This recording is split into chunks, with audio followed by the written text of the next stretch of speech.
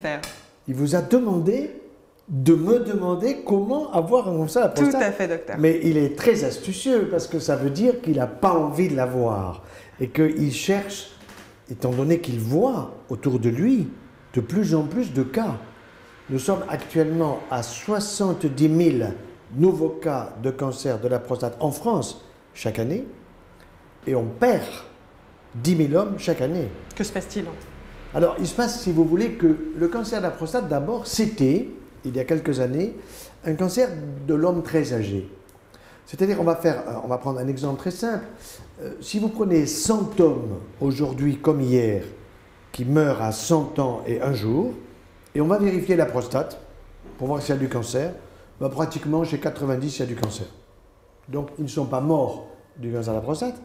Simplement, on sait que le cancer de la prostate est une forme de vieillissement de la prostate. Mais un vieillissement naturel quand vous l'avez à 100 ans, mais qui n'est pas naturel quand vous l'avez à 40 ans ou à 35 ans. Bien. Alors, si votre compagnon veut avoir un cancer de la prostate, précocement, c'est pas très compliqué. Il faut savoir que la prostate est très hormonodépendante. Comme le sein de la femme est hormonodépendant des estrogènes et de la progestérone, eh bien, la prostate de l'homme est dépendante de la seule hormone fabriquée par les testicules de l'homme qui s'appelle la testostérone. Bien. Donc, pour qu'il développe un cancer de la prostate, il faudrait, surtout s'il est jeune, eh bien qu'il prenne de la testostérone en plus de celle qu'il fabrique avec ses testicules. Ça s'appelle le dopage.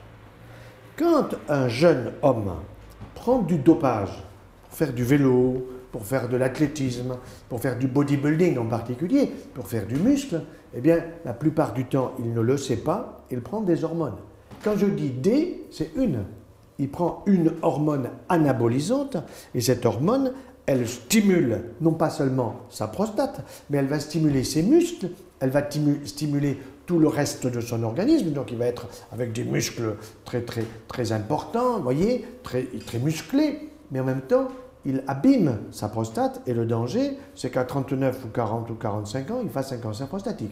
J'en ai vu un cas à 39 ans de cancer de la prostate et lorsque on m'a présenté le patient, j'ai dit tout de suite, vous faites monsieur du bodybuilding. Il me dit, mais comment vous le savez?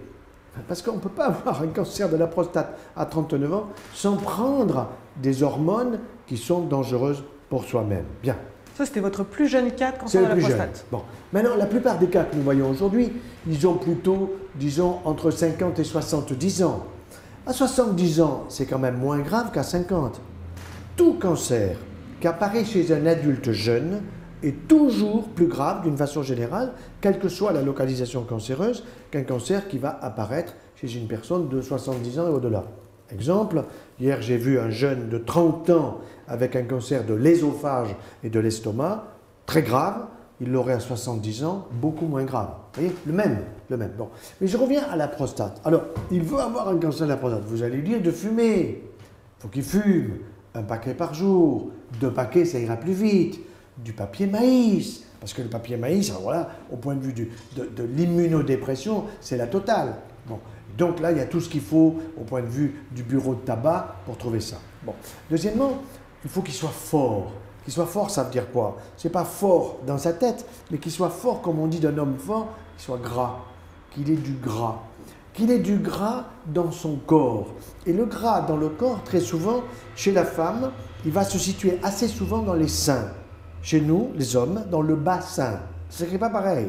Et le bassin, c'est la partie basse du corps. Ça veut dire qu'il y a une masse grasse, si vous voulez, qui est une masse grasse que l'on connaît très bien sur le plan du métabolisme, qui est une masse grasse cancérigène. Une femme qui a trop de poids, du gras, un homme qui a trop de poids, du gras, c'est cancérigène. Chez la femme, les seins, chez l'homme, la prostate. Donc nous voyons des hommes aujourd'hui qui ne mangent pas, ils bouffent. Ils bouffent. Ça veut dire quoi? Ça veut dire qu'ils prennent énormément de sucre, aussi d'alcool, alcool fort, whisky, Pernod Ricard, gin, vodka, tout ce que vous voulez, plus du vin blanc, du vin rouge. Je ne suis pas du tout contre le vin, je ne suis pas du tout contre les alcools. Le problème, c'est la modération. Or là, l'homme est assez immodéré d'une manière générale. Et c'est là que vous avez un rôle important pour freiner un peu le compagnon en lui disant « tu as autre chose à faire que de prendre tous les jours un whisky, que de prendre tous les jours une vodka, que de fumer encore une cigarette. » Vous voyez? Donc, et souvent, cet alcool, cette cigarette, c'est un anti-stress. Les hommes sont stressés aussi, il n'y a pas que les femmes qui sont stressées. Donc le stress est un facteur.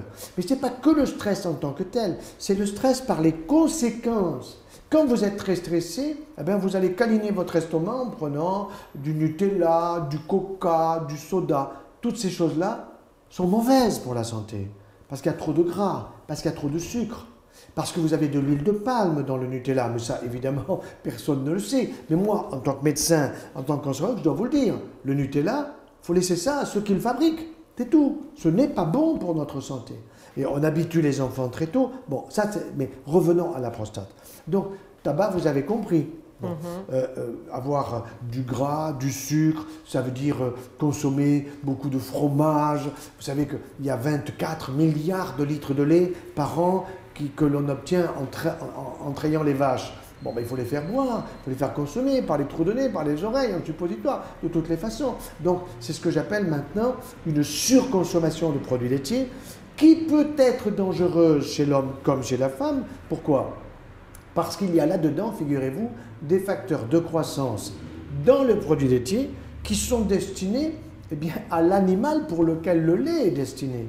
Or, la vache fait du lait pour son veau, la chèvre pour son chevreau, la brebis pour son agneau, la maman pour son enfant. Bon. Or, dans le lait d'une mère pour son enfant, vous avez des facteurs de croissance formidables pour aider l'enfant en une année à prendre 5 kilos. Mais au bout d'un an, le gosse, il est intelligent, il reconnaît papa, maman, les frères, les soeurs, les voisins, il commence à jouer, il commence à marcher, il commence à courir. Le veau, excusez-moi, un an plus tard, il est aussi con que quand il est né, mais il pèse 365 kilos, tandis que votre fils, il en pèse 5 kilos, votre fille. Vous comprenez? 365 kilos.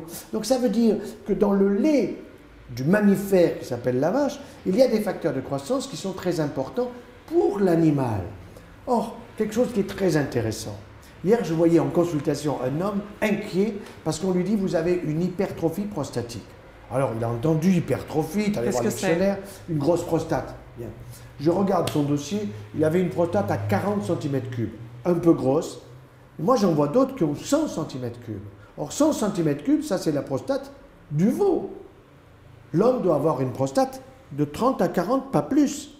Ce qui signifie que, par les produits laitiers, il stimule la construction de sa prostate, et il a une grosse prostate, qui le gêne pour pisser, pour l'évacuation, et en plus qui va jouer par le gras qu'il a dans son corps un rôle négatif cancérigène. Donc, les hommes, il faut les déstresser, il faut les défumer, il faut les délactoser. Vous voyez, des choses qui sont aussi simples, mais il faut le leur faire avec délicatesse, et ça, il n'y a pas mieux qu'une femme pour faire comprendre à un homme comment il peut éviter un cancer prostatique. Et en tout cas, rassurer les hommes qu'on les aime sans musculation aussi. Bien sûr, et surtout qu'on les aime sans cancer prostatique, parce que le jour où ils ont le cancer de la prostate, c'est plus difficile pour honorer leur femme.